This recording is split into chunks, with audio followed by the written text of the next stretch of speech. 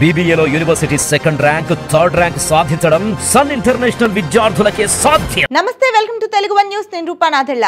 ఏపీఐఏసీ chairperson గానే తిరుమల దర్శనాల దందాకు తెరలేపిన రోజా అక్రమాలు, అవినీతి అంటూ వచ్చిన ఆరోపణలు, విమర్శలు అన్నీ కూడా ఆమె మంత్రిగా పదవీ బాధ్యతలు చేపట్టిన తర్వాత నుంచే అని అంతా భావిస్తున్నారు. అవును, ఆమె మంత్రిగా పదవీ బాధ్యతలు చేపట్టిన తర్వాత ఆమె తీరు పూర్తిగా మారిపోయింది. మంత్రి పదవి కోసం చకోర పక్షిలా వేచి చూసిన రోజాకు ఎట్టకేలకు వైసీపీ అధికారంలోకి వచ్చిన 3 ఏళ్ల తర్వాత జగన్ తన క్యాబినెట్ పునర్వ్యవస్థీకరణలో భాగంగా టూరిజం శాఖ మంత్రిగా పదవీ బాధ్యతలు అప్పగించారు.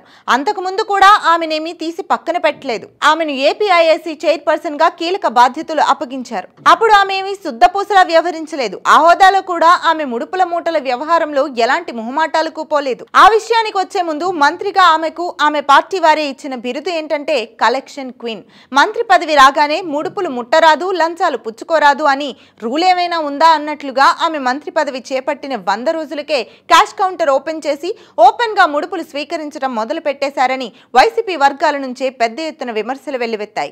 మినిస్టర్ రోజా అపాయింట్మెంట్ కే 50,000 తీసుకుంటారని, పోస్టింగులకు ఇంత అన్నట్లుగా ఆమె అందివచ్చిన ఏ అవకాశాన్ని విడవకుండా రేట్లు కట్టి మరీ ముడుపులు తీసుకున్నారని విమర్శలు ఉన్నాయి. సరే, ఇప్పుడు విషయానికి వస్తే ఆమె మంత్రిగా పదవి బాధ్యతలు చేపట్టడానికి చాలా ముందు నుంచే, అంటే ఏపీఐఏసీ చైర్పర్సన్ గా ఉన్నప్పుడు కూడా అడ్డగోలు సంపాదన కోసం ఆరులు చాచారని ఇప్పుడు వెలుగులోకి వస్తోంది.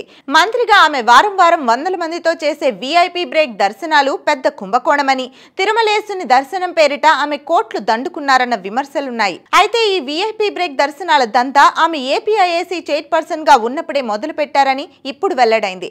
ఏపీఐఏసీ చైర్పర్సన్ గా ఉన్న సమయంలోనే ఆమె ఒకే సిఫార్సు లేఖ మీద 20 మందికి VIP బ్రేక్ దర్శనం చేయించినట్లు ఆధారాలతో సహా తేలింది.